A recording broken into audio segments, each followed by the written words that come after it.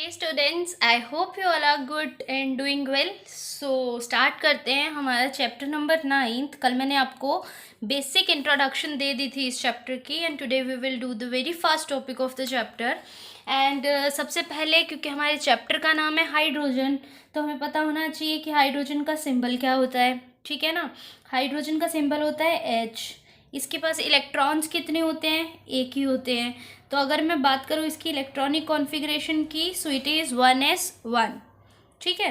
और जैसे जैसे हम प्रोसीड करेंगे, आपको हाइड्रोजन आपका जो है वो एक रिश्तेदार सा ही लगने लग जाएगा, क्योंकि देखो पहले आप इसके बारे में थोड़ा सा पता करोगे, फिर आप और जानना चाहोगे इसके भाई बहन कौन है, रिश्तेदार कौन है। ऐसे करते करते हाइड्रोजन आपकी फैमिली का एक मेंबर बन जाएगा। तो शुरू करते हैं हाइड्रोजन से जान पहचान।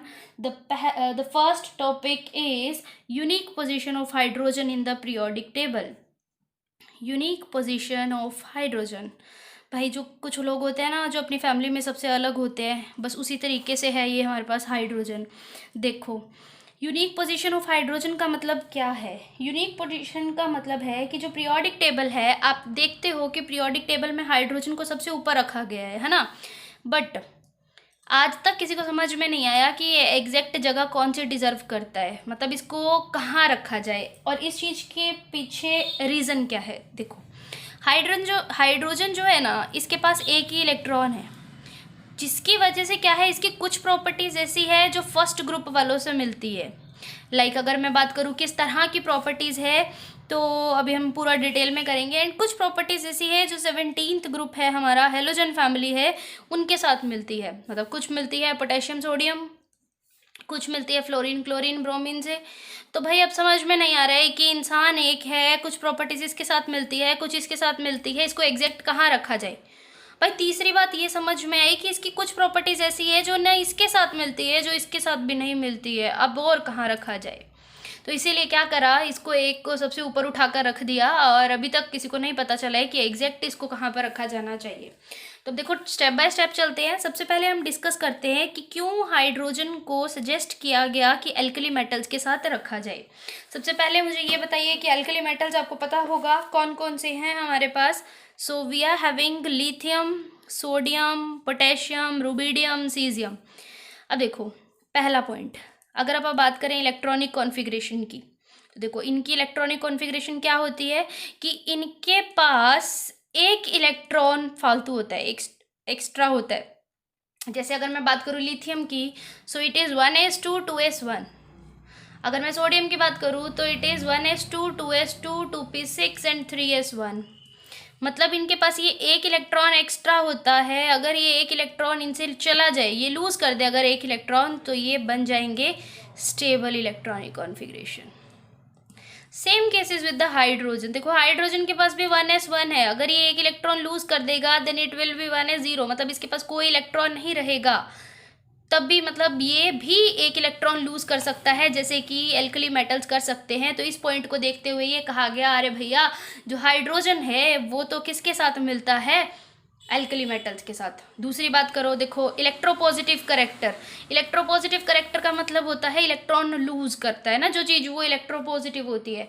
अब जिस तरीके से सोडियम इलेक्ट्रॉन लूज करता है और सोडियम पॉजिटिव बनता है, देखा गया कि ये जो हाइड्रोजन है ये भी अपना इलेक्ट्रॉन लूज करके H पॉजिटिव बन सकता है। इसका मतलब इसके अंदर भी वही इलेक्ट्रोपॉजिटिव करेक्टर है जैसा कि किसके अंदर होता है? एल्कली मेटल्स के अंदर। फिर हमारे पास आया ऑक्सीडेशन स्टेट। ऑक्सीडेशन स्टेट में ये देखा गया, जैसे अगर मेरे पास NaCl होता, KCl होता, तो NaCl में Na की ऑक्सीडेशन स्टेट +1 होती है, KCl में K की +1 होती है। तो अगर मैंने ऐसा ही हाइड्रोजन का कंपाउंड बनाया तो मैंने देखा भाई इसकी भी +1 है।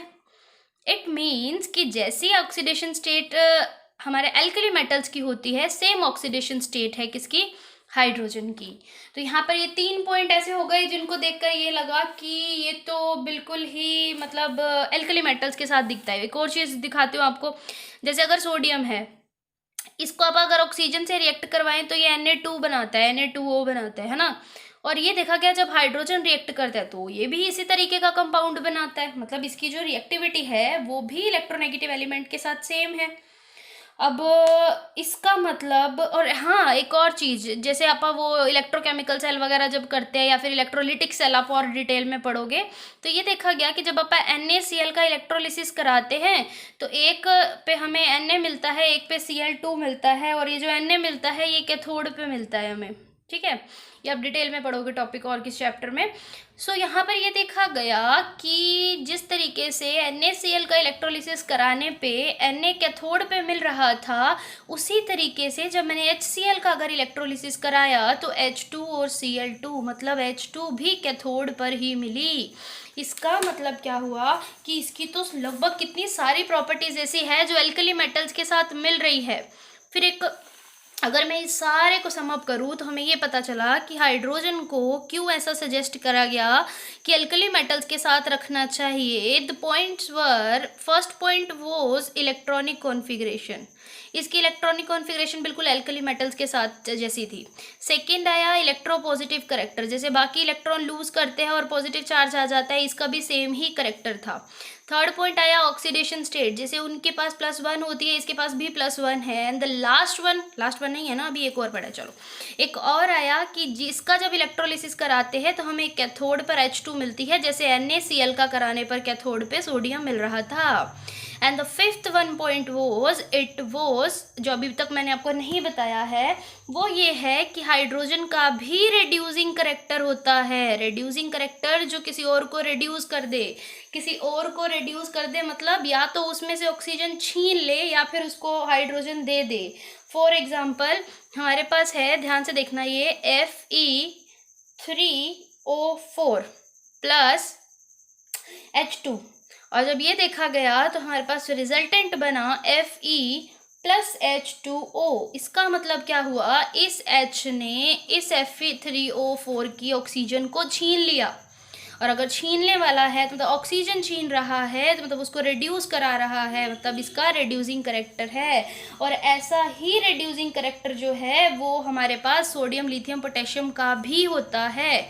तो यहाँ पर हमें ये पता चला कि इन पॉइंट्स की वजह से हम ये कह सकते हैं कि जो हाइड्रोजन है उसकी प्रॉपर्टीज किसके साथ मिलती है, एल्कली मेटल्स के साथ। इलेक्ट्रॉनिक कॉन्फ़िगरेशन है, इलेक्ट्रोपॉजिटिव करेक्टर है, उसका ऑक्सीडेशन नंबर है, लिब्रेशन एट कैथोड है, और उसका रिड्यूसिंग करेक्टर है। आई होप आपको समझ में आ गया होगा। अब आप इन सारे पॉइंट्स को अच्छे से पॉइंट बना के लिखिए, फिर मैं आपको ये बताऊंगी कि क्या प्रॉपर्टीज ऐसी है जिसकी वजह से जो ये हाइड्रोजन है वो किससे मिलता है, हैलोजन फैमिली से। Okay, so there is a short video for today.